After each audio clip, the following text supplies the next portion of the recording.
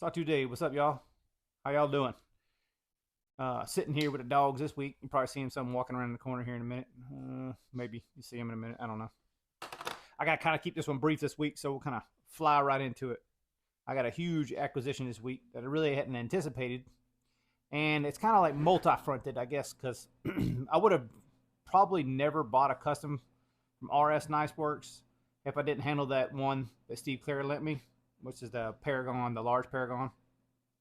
And this also came from an Instagram buddy that I've dealt with for years at this point, and he did a retail store, and I'm not telling the guy's history or nothing, but basically he's for me he's a real admirable guy. His wife got sick and ended up dying, but it was years of taking care of his own wife, and that's to me a super admirable person. But uh, Scott, I know you did me right, man. I appreciate you. So I don't know if he'll ever see this video or not, but um, that's all I'm gonna say about that. But if you know the dude, you know the dude. You know what I'm talking about. I don't want to talk about his history. It's not really none of my business. But I didn't want to buy this thing, basically, to take advantage of someone else's situation, and it wasn't. After I talked to him for a minute, it wasn't. So that's just what I wanted to say, I guess. So I got this for a pretty damn good deal.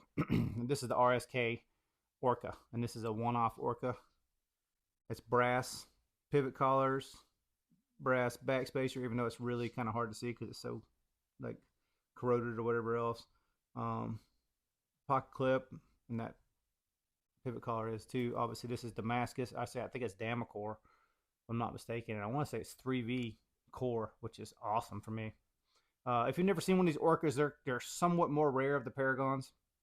The Paragons seem to be the more popular model for obvious reasons. This is kind of like a ridiculous huge knife. Like not many people don't want to carry something like this. I think when you collect for so many years, you get to a point where you're like, I just got to have something ridiculous to kind of soothe the itch every now and then. This is definitely on that soothing the itch ridiculousness. But man, I'm in a huge Damascus phase right now. Really digging the Damascus. Trying to bring it up close so y'all can see it, but I'm also trying to be able to see the camera. So apologize, my eyes sneaking in down here. But yeah, so RSK Knife Works. This is a custom. This is a one-off custom. It's not the best detent, like the action on this thing. You can see how huge of a knife it is compared to the handle. Like it's not. I'm not gonna sit here and lie to you and tell you it's the best handling, but there's some details in it. Like you see this brass. I know it's hard to see probably in the light, but little brass strip here and here, and I believe this is bison. Let me get this card out real quick. Hang on one second. I've only seen a few of these Orcas out. Like if you go to Arizona Customs, you can see a few of them, and see basically what they're about. But so let's see.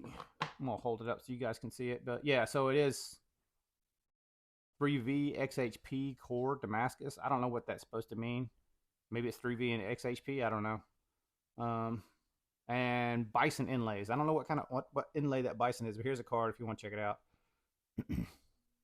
So it's a one-off Orca, which I thought was cool as hell, and it's from basically the beginning of 2020, so almost coming up on 3.5 years old, I guess at this point, right? A little over 3.5 years old.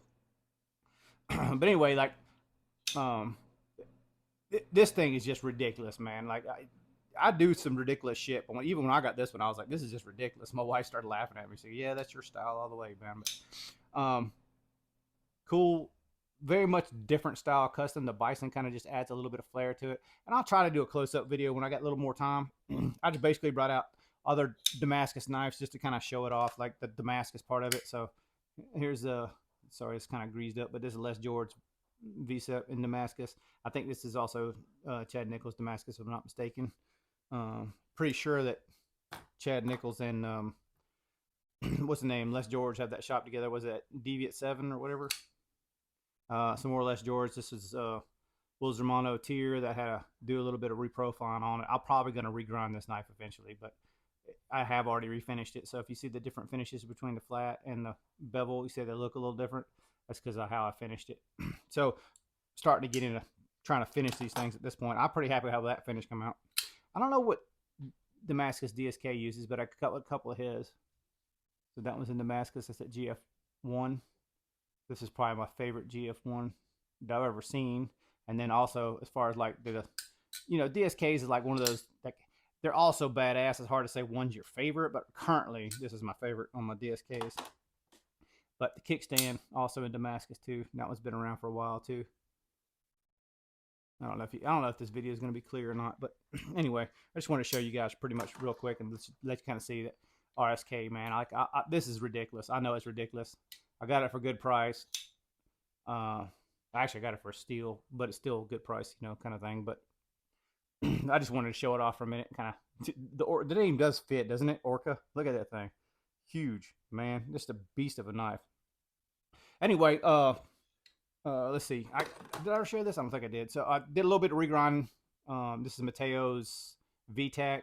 I got a little hot right here. You see it kind of burn. So a little bit of learning curve there with a regrind. I probably got a little too heavy-handed on that first rough pass. Well, this is all this is rough pass, but it's hollow ground all the way up, and then basically, you know, to get this tip, you're just kind of rolling into the belt there, and it's not bad for the tip, like, but what was already there, you can see the flats kind of here. I got to figure out how to blend that and try to make it look better, because right now the regrind itself, I'm pretty happy with how thin the regrind is and the profile of the regrind. It's just the tip itself. If it didn't already have that wedge there, it would be perfect, but now it's got that wedge. I don't know, so maybe I'll put a top wedge on it or something. I don't know. I haven't really figured out what I'm going to do with that tip yet. May just do something completely different. I don't know, but regrind's getting progress. It just, you know, it takes time, and I don't really have a whole lot of it to dedicate towards it, and it's something I probably should do. Like, any chance I get, I should probably come here and try to grind something, but you know how life goes, man. You stay busy. So 6 minutes in, I'm going to call this one short, real short for me this week, just to introduce you to the RSK. We'll go over it more in detail when I do have time, but I got these rugrats over here. You see one over there, one over here. Yeah, I got these little rugrats. We got to take them out and take care of them. All right, so yeah, later. All right, y'all be cool. Later.